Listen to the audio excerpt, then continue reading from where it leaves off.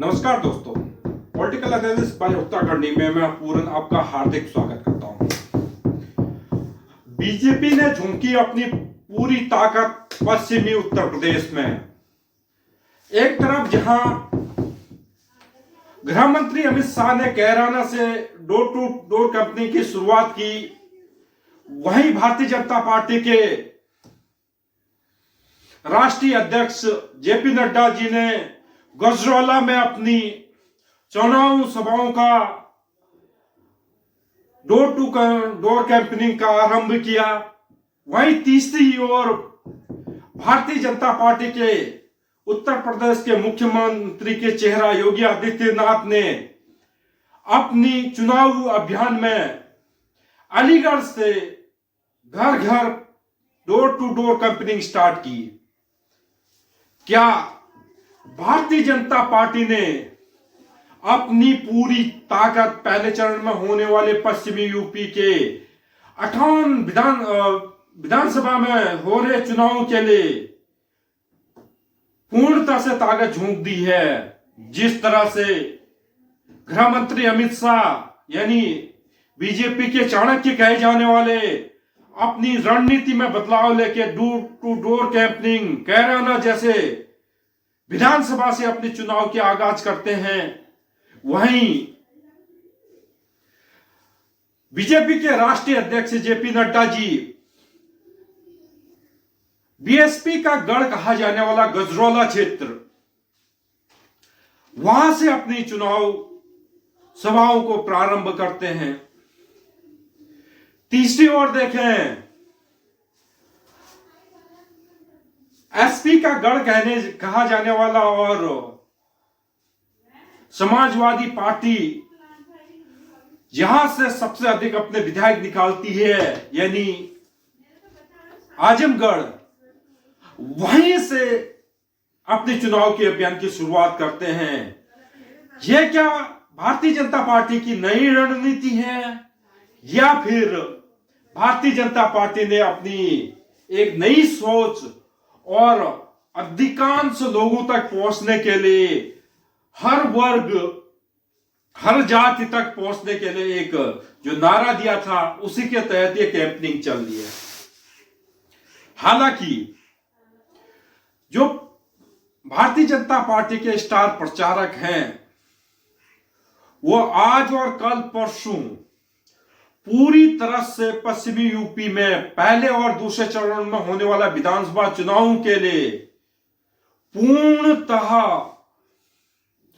चुनाव प्रचार अभियान में लग चुके हैं। उसी के साथ भारतीय जनता पार्टी एक तरह से सभी पार्टियों से आगे प्रचार अभियान में निकल चुकी है। जिस तरह से भारतीय जनता पार्टी ने अपने बड़े बड़े स्टार प्रचारकों को उत्तर प्रदेश के मैदान में उतारा है, जिस तरह से कल अमित शाह जी ने एक बयान दिया था कि 6 साल की बच्ची के साथ एक फोटो खिंचाया था, उसके बारे में कहा था, क्लास 6 में पढ़ने वाली बच्ची के बारे में, तो यह सुनिश्चित है कि वो उन लोगों को भी साधने की कोशिश कर रहे हैं जो दंगों के कारण कैराना से पलायन कर चुके हैं। वो एक बड़ी चुनौती होगी भारतीय जनता पार्टी के लिए, और एक तरह से जितने लोग पलायन किए हैं कैराना से उनको वापस लेके भारतीय जनता पार्टी का एक मजबूत वोट बैंक के तौर पर भारतीय जनता पार्टी कैराना में पश्चिम यूपी में निश्चित तौर पर देख रही है। वहीं दूसरी तरफ देखें, जिस तरह से पश्चिमी यूपी में कई विधानसभाओं में जो है जाट बहुल विधानसभा मानी जाती हैं, और वहीं आरएलडी और सपा गठबंधन ने अधिकांश सीटों में मुस्लिम प्रत्याशी उतारने के कारण अधिकांश जाट बिरादरी में एक तरह से समाजवादी पार्टी और आरएलडी के लिए जो है रोष दिखाई दे रहा है। और यह सुनिश्चित हो रहा है कि इस समय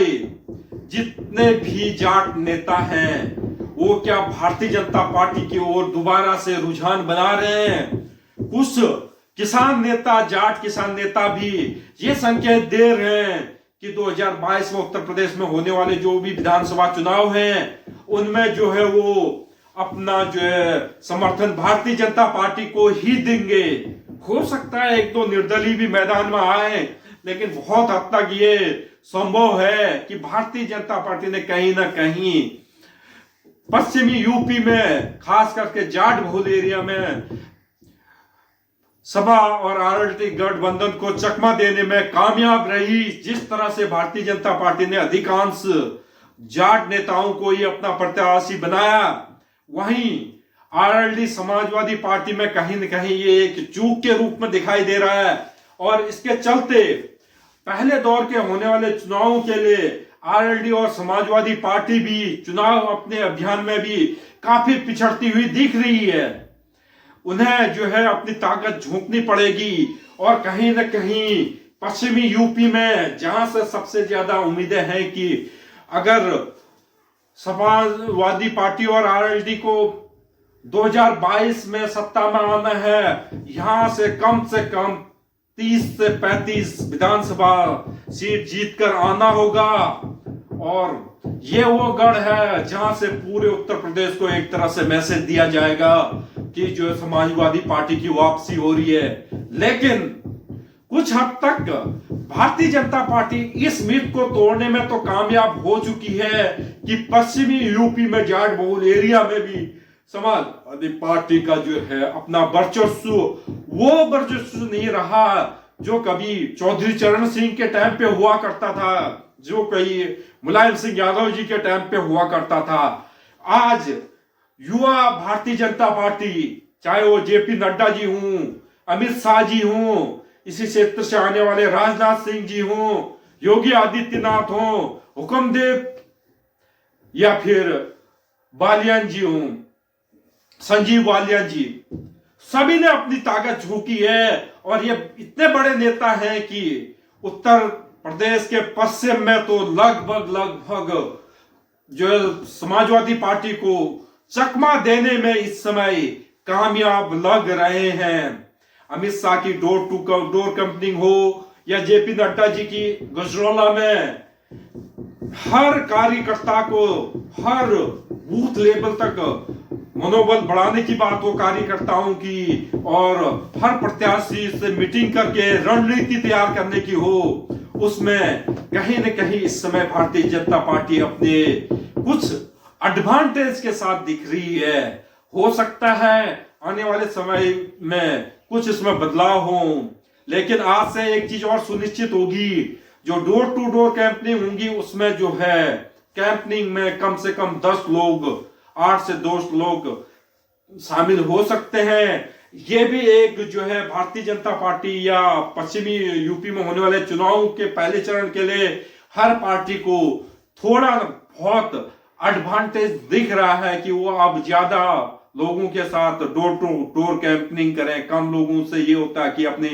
जो है लोगों तक वार्तालाप न कर पा रहे थे, तो कहीं ना कहीं पर्चे का वितरण अपने जो है राजनीतिक